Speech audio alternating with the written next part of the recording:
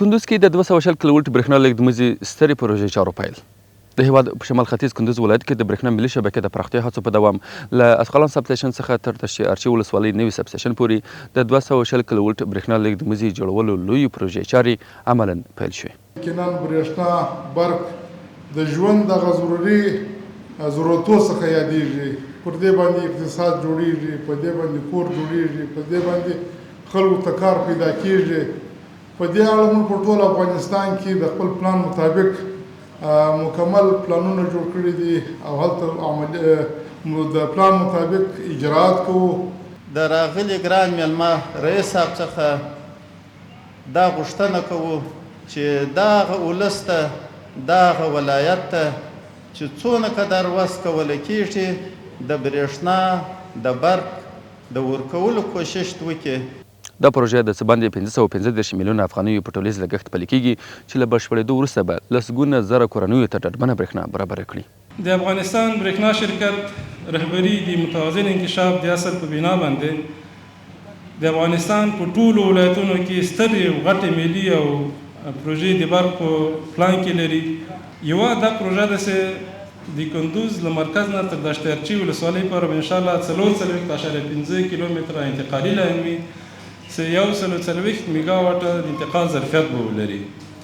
تطبیق موفقانه این پروژه میتواند نقش اساسی در توسعه اقتصادی منطقه و رفاه اجتماعی، ایجاد اشتغال و بهبود شرایط زندگی محل ایفا نماید.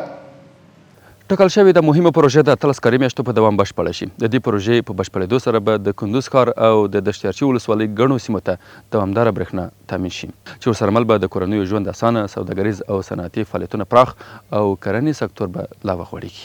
این بسیار جای افتخار است که در مدت کمی که امارت اسلامی پیروز شده در گوشه گوشه افغانستان کارهای اقتصادی آغاز می شود. پروژه ها برای انداخته می شود. یک پروژه از اینجا را ببینیم که 535 میلیون افغانی پروژه انتقال برق از مرکز کندوز به ولسوالی دشتارچی است. مصطفی اسلامی ملت خپل مخې ته پراته مسؤلیتونه پیژني. هغوی په ډېر تدبیر او په ډېر مهارت سره مخته روان دي چې په لسګونو پروژې غټې وړې کوچنۍ هغه په کار روانې دي. د اقتصاد زیربناوې لري او هغوی د انرژي برخه کې ډېر په مخ روان دي الحمدلله.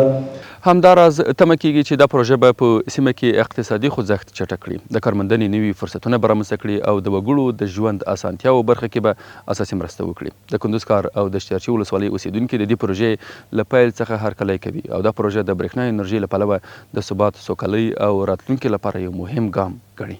ډېره مهمه ده، ډېره ښه پروژه ده چې راشي او دا کار وکړي نو موږ به ډېر زیات خوشحاله شو. هر څه اسانتیا برابروي موږ ته او هر شی فابریکې جوړېږي، هر څه کارونه په مخه ځي.